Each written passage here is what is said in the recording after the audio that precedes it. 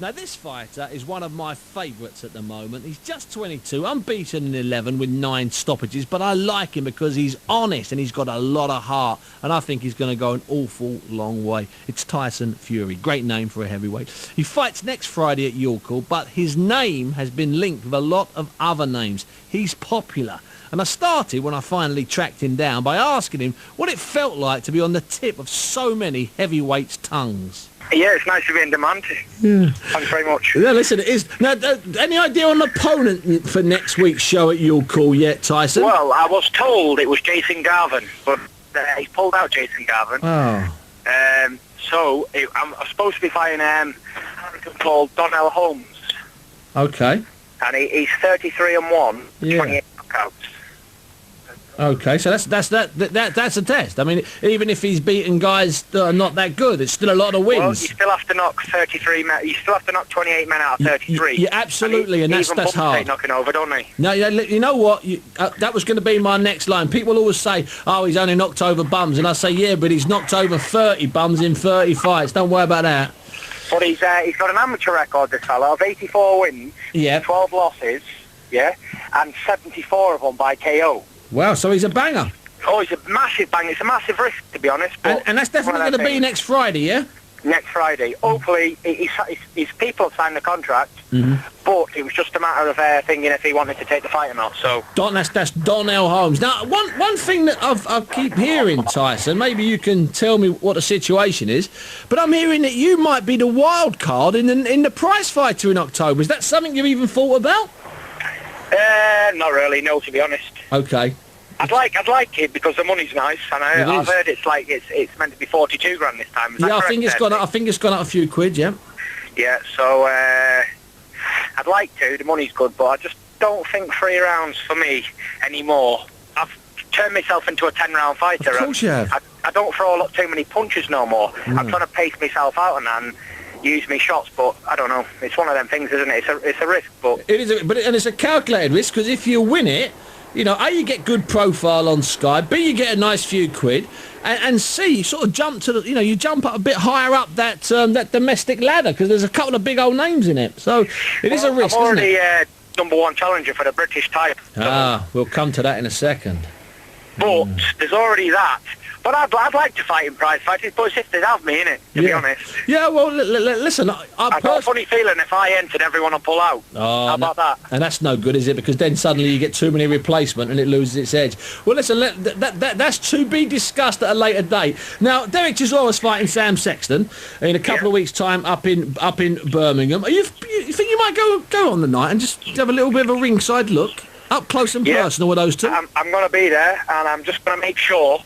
I'm going to do a few things to make sure that none of them can pull out. The winner has to fight me. I don't care what they say, what they don't say. They've got to fight me, the winner. So I'm pretty tired of waiting around now. So they've been ducking me for a while, and I just want to get it on, to be honest. Well, good. They're professionals. I'm a professional. They're getting well paid, so let's get it on. No problem. And on that night, Tyson, there'll be an awful lot of press there, so you'll be able to walk along and say hello to the press and just remind them what's going on, because I'm a big favourite. I'm a big fan of doing that, putting the press under a bit of pressure to put the fighters under a bit of pressure. That's exactly true, yeah. Now, where have you been this afternoon? You've been down in East London at Johnny Eames's gym, haven't you? Yeah, I come up yesterday from Manchester, Lancaster. Yep. And I went down to Finchley Boxing Club. Okay. And I sparred with the ABA champion. Oh, Anthony Joshua? Yeah, he's red hot, him. He's very good. See, that's what I like about you, Tyson. You're only young, but you're so honest. You're 22 years of age, but you're straight. You sparred with this young kid, Joshua, and you found him. He's a good prospect, isn't he? Oh, he's very good. To be honest with you, yeah. Yep. I thought to myself, I'm only going to take it easy because he's only an amateur and he probably won't spar again if I go mad, yeah? Yeah, of course. He's rushed out at me. He threw a 1-2 left hook and a slip and slide. And I thought, he's not that good, I'm going to take me time. Bash, hit me a big uppercut right in the point of the chin. If I'd have had a bit of a weak chin like David Price, I'd have been knocked out for a month. I tell you what he is, though. He's very, very, very good. And he's only young, 20. Watch out for that name, Anthony Joshua. He is one prospect for the future. I'm a massive fan of his, and I think that if he's allowed to develop, I think. What's your gut feeling, Tyson? Because I don't think he's going to get to the Commonwealth Games. He's not been selected. So what would you do if you were him? Would you wait for the Olympics, or what would you do, kid? to be honest with you, I've been in these shoes before. Of course you have. That's why I'm asking you. All the promoters are after him. He's ADA champion, and in the super heavyweight division, it only takes one punch. So I believe in striking while the iron's hot. Turn pro. But if he did tell me he's going to Commonwealth Games, so they might have picked him. I didn't think he'd been selected. I thought the other kid at the weight had been selected.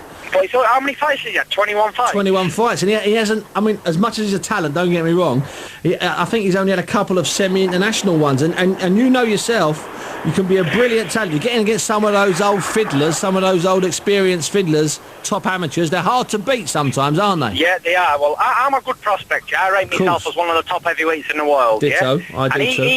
He came out at me for 3 rounds, and he gave me a beating. I mean, I'm not going to deny it. He gave me what for? Hell for leather for 3 rounds. I thought, oh my God, the amateur's killing me.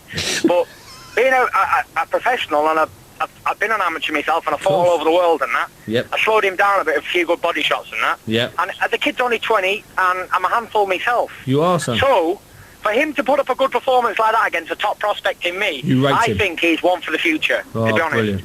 But sparring ain't fighting, and fighting with an head guard on is not professional boxing. Yeah, and 3 rounds ain't the fight these days for you, is it? No, definitely not. Definitely not. But I would say he's the best amateur boxer in this country, super heavyweight, by a mile. I'll tell you what, Tyson, you know what? I can't tell you how much of a pleasure it is to talk to you every time I talk to you, son. You're all... Well, it's nothing like the truth, is it? I tell it as it is, me, Steve. You do, son. As I always do. If the kids are no good, I'll say they're no good. Yeah. But if they are good, like he is, I will say it. No problem. Oh, listen, and Tyson. I don't mind telling anyone that he beat me up in sparring. I'll tell you, only the most confident can do that. Tyson, it's been a pleasure having you on the show. No problem. I hope to come on it again sometime in the future. Cool, and good luck. I'll see you next Friday, hopefully, at your call. And have a hard think about prize fighter, and thanks again for your time. All right, then, no problem. Thanks very much, Steve. All the best. The opponent's name, by the way, full name, is Donnell, the real touch of sleep Holmes. You've got to love that, haven't you? 28 knockouts in 32 wins and just 1 defeat. That's nice. Anyway, the show is at your call on Friday the 10th. I'm sure there'll be tickets available on the door. John O'Donnell is fighting, and he's a good kid from Shepherd's Bush. But Tyson Fury, really, he's the unofficial top of the bill. Get a glimpse of him, because you might be watching a kid in 5 years' time, 6 years' time, 7 years' time. Might be very special indeed.